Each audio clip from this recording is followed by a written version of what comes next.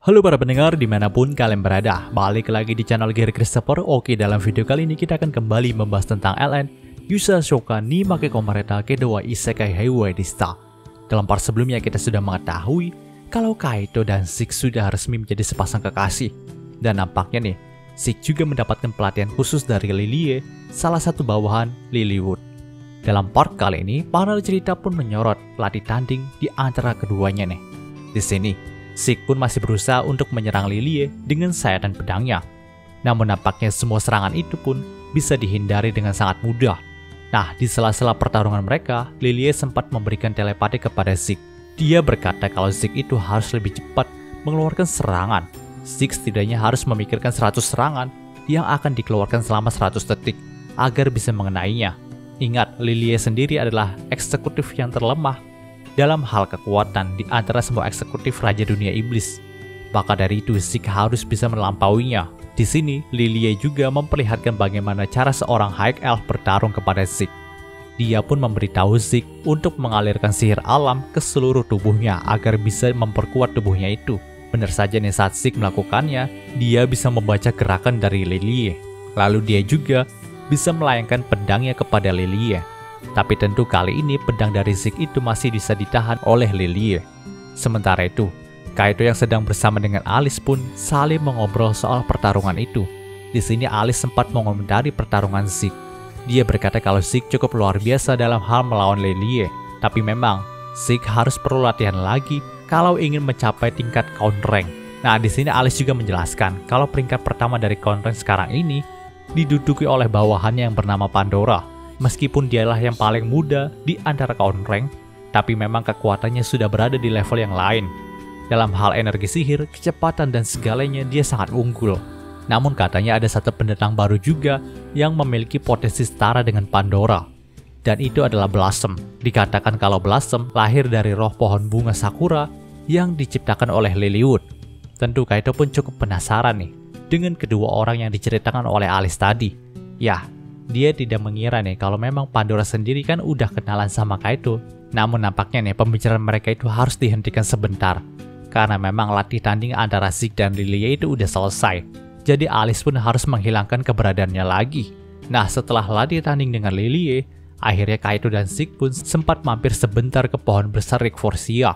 Dikatakan itulah tempat biasa Zeke kecil bermain dan mengubur sebuah kapsul waktu di sana, teman-teman. Ternyata ini kapsul waktu yang dikubur sama Zeke itu berisi sebuah cincin kayu yang dia buat. Dan tentu kalian udah tahu kan gimana kelanjutannya. Yaps, di sini Kaito memasangkan cincin itu ke tangan dari Zeke. Tapi dia memasangkannya ke kelingking kiri dari Zeke yang menandakan kalau nantinya keinginan Zeke itu bisa terwujud. Karena kalau dia masangnya di jari manis yang di kiri, katanya sih ya terlalu cepat ya.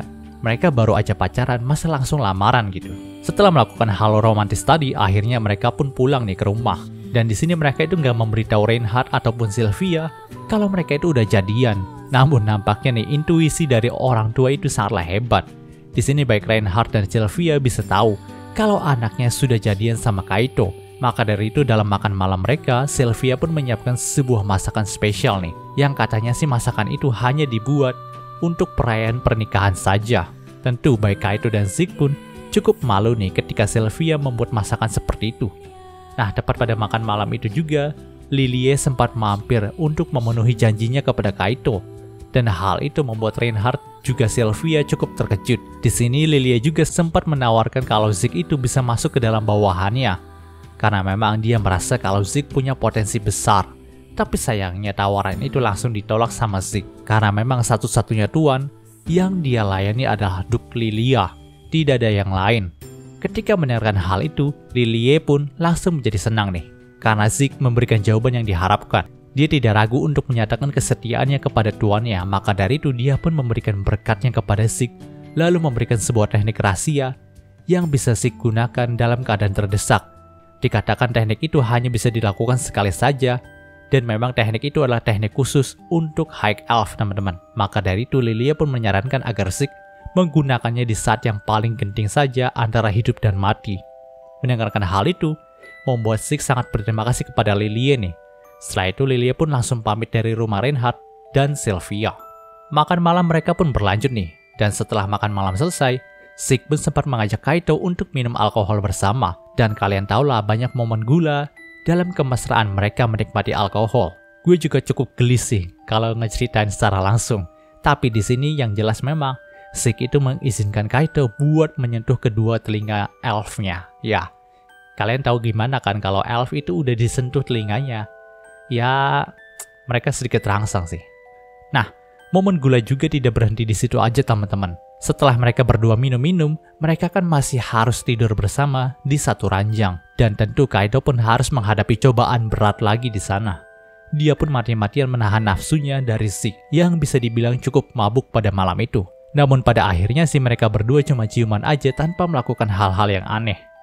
Panel cerita pun berpindah keesokan harinya. Kaito dan Zeke pun bersiap untuk pulang ke kerajaan Symphonia. Tapi kali ini, mereka akan pulang menggunakan alat teleportasinya Kaito. Karena memang Kaito sudah menandai Mansion Lydia di dalam alat teleportasinya. Maka dari itu, mereka pun bisa pulang ke sana dengan sangat cepat. Tentu selain membawa oleh-oleh berupa stik buah, Kaito juga berpamitan kepada Reinhardt dan Sylvia. Dia berkata nih, kalau dia akan mampir jika ada kesempatan lain. Tentu baik Reinhardt dan Sylvia pun cukup senang mendengarnya. Mereka juga menitipkan pesan agar Kaito bisa menjaga putri kesayangan mereka saat di Symphonia. Kaito pun langsung mengiyakannya nih. Panel cerita pun berpindah ke hari ke-8 bulan angin. Nah ketika itu, 6 Raja Dunia Iblis pun jauh lebih sering untuk melakukan rapat nih di Tanah Kematian Lembah Iblis. Karena memang hari menuju festival 6 Raja Dunia Iblis juga semakin dekat. Saat itu yang mereka rapatkan adalah tentang bagaimana tempat festival itu diadakan. Karena nih mereka juga kan harus memikirkan matang-matang. Dan jika ada Magnawell di sini, ya pasti mereka itu harus mempersiapkan tempat yang sangat luas. Mengingat bentuk Magnawell kan tidak wajar gitu gedenya. Jadi ya mereka itu harus benar-benar mempersiapkannya agar acaranya itu berjalan dengan lancar gitu. Mendengarkan hal itu, Isis pun sempat menyarankan untuk mengadakan festival di sini saja, tepatnya di Tanah Kematian. Karena memang ya tempatnya udah luas banget dan tidak ada halangan apapun. Namun ide itu langsung ditolak nih. Karena memang tempat ini memiliki banyak sekali energi negatif.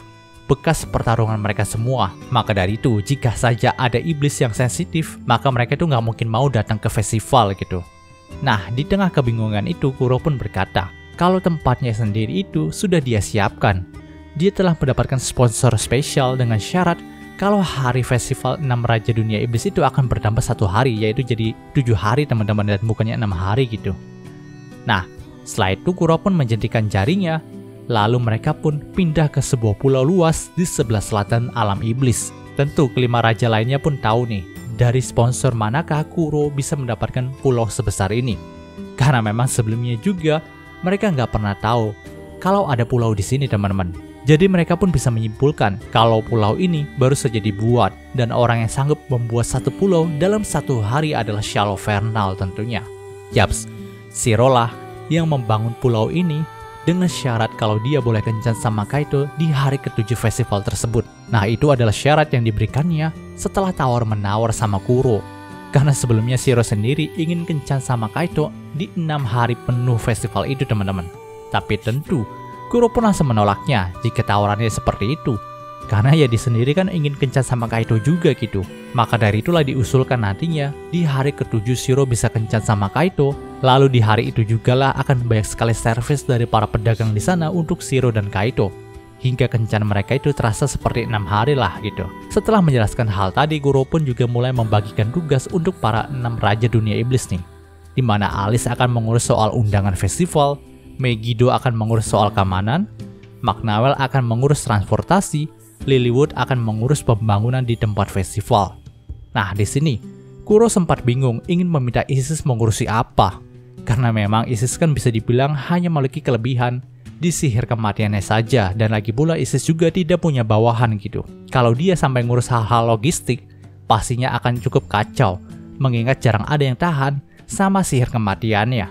Jadi dengan terpaksa Kuro pun meminta Isis untuk membantu Lilywood saja dalam hal pembangunan tempat festival. Tentu nih awalnya si Lilywood itu merasa agak keberatan. Tapi ya mau bagaimana lagi gitu. Dan dia juga nggak enak sama Isis untuk menolaknya gitu.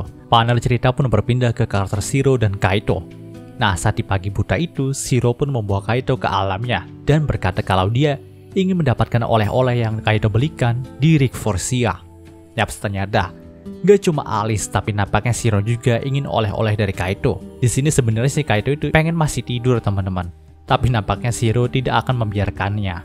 Jadi Kaido pun menyerahkan beberapa stik buah dari Rick Forcia kepada Shiro, lalu sedikit mengobrol dengannya. Yaps, nampaknya dewa pencipta yang satu ini ingin sedikit dimanjakan sama Kaido. Maka dari itu dia membawa Kaido ke alamnya. Di sini mereka juga membicarakan banyak hal nih. Tapi entah kenapa Kaido merasa kalau sikap dari Shiro itu sedikit berbeda. Dan benar saja nih, Shiro juga mengakui keanehan dalam dirinya. Entah kenapa dia merasa cukup gugup berada di dekatnya Kaido. Kelihatannya sih awalnya Shiro juga ingin memberitahu Kaido tentang kencan yang dia rencanakan di Festival 6 Raja Dunia Iblis. Tapi karena dia masih gugup melihat Kaido, dia itu malah tidak jadi memberitahunya. Dan cerita di part ini pun berakhir.